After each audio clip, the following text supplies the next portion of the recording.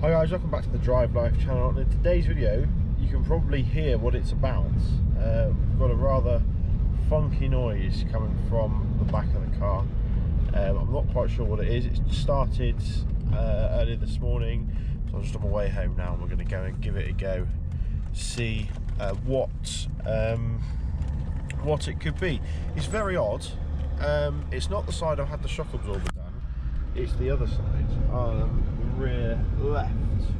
So I'm a bit concerned as to what that could be. Part of me thinks it's just a stone caught between the brake disc and the guard at the back, but I'm not too sure really. But it seems to stop over bumps, so if you go over a bump, it seems to stop. It seems to stop when you corner, and just sort of happens when you're cruising on a nice straight road. As you can hear, it's not very regular, is it? So it doesn't sound sound overly confidence inspiring. I dropped my girlfriend off at work this morning. She was a bit concerned about it. So I thought, yeah, once we get home, we'll jack the car up and take a closer look, perhaps even take a wheel off, to see what on earth it could be making that noise.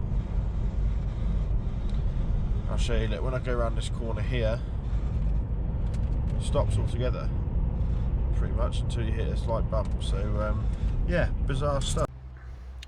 Okay then guys, so as you can see, we are back. I've actually taken the wheel off, and there was nothing wrong with the wheel itself. What the issue is actually the electronic parking brake isn't releasing fully. So as you can hear, the pad is touching the disc, and you can tell it's got this sort of like where the disc has got really hot. It's got this sort of matted sheen to it. But yeah, you can hear it. I'll spin the wheel. So what I've been trying to do is just see if it's the caliper that's seized, giving it a whack and things like that.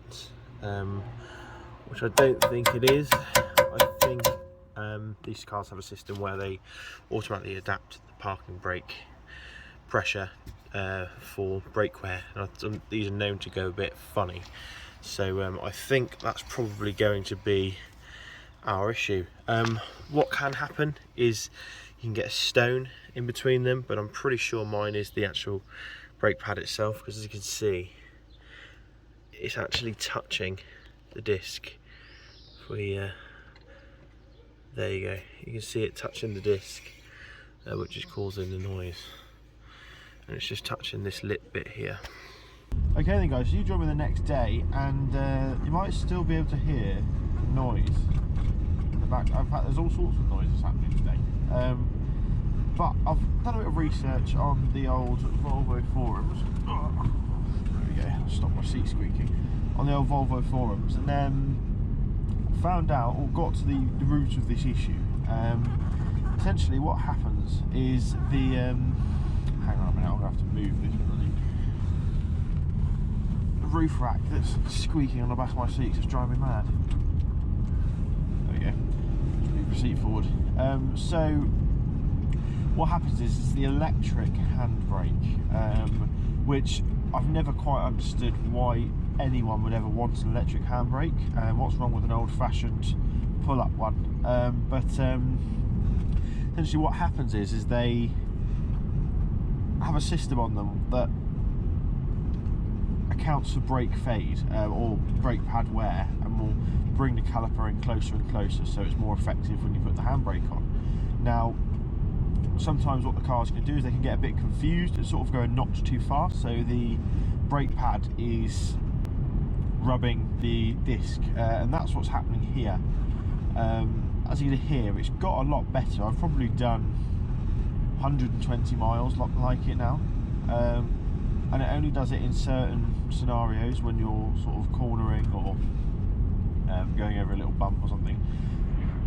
But like now, it's not doing it, whereas before it was permanent. So what a lot of people said on the forums is to give it a few hundred miles just to see if it subsides at all. Now, it sounds worse because I've got the back seats down at the moment, because I've got a big package in the back. So hopefully with the seats up, and after a few 100 miles or so, I won't notice it anymore. The bit that's making the noise and catching isn't the brake disc itself, it's the inner lip. So on the centre where the disc mounts to the hub, there's like a rough bit. So obviously these are, I don't know how many miles are on these brake discs, but there's a slight little lip, and it's catching on the inside centre lip, which is causing the noise.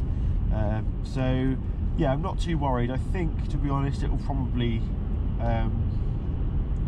just wear and stop making the noise. If it continues to do it, I'll probably do a full reset on the EPB, as it's called on the forums, or the electronic parking brake. Yeah, so I just thought I'd give you a quick update. It's sort of a non-video, isn't it, really?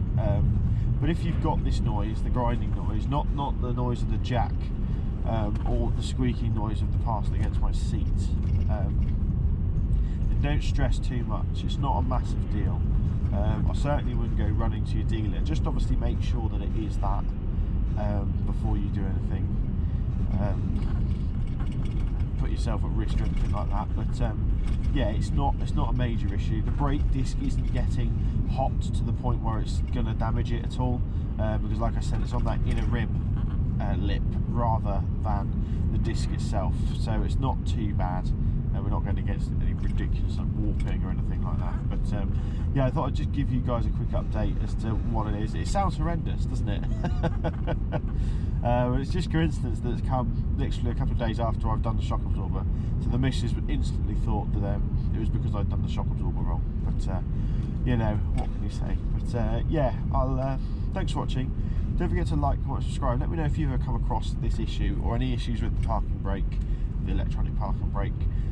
The only reason this has come around, I think, is because in a few videos ago I said that the car was pretty much perfect, and now the windscreen washers are blocked, I've broken the headlight, and the electronic parking brake has gone funny within a week. So you know, that's just what it's like owning used cars, I suppose. We're getting closer to 100,000 miles as well, so that's probably a final protest from the car, so don't take me over 100,000. But we'd barely run in at that point, wouldn't it? So yeah, thanks for watching, and I'll see you next video. Cheers.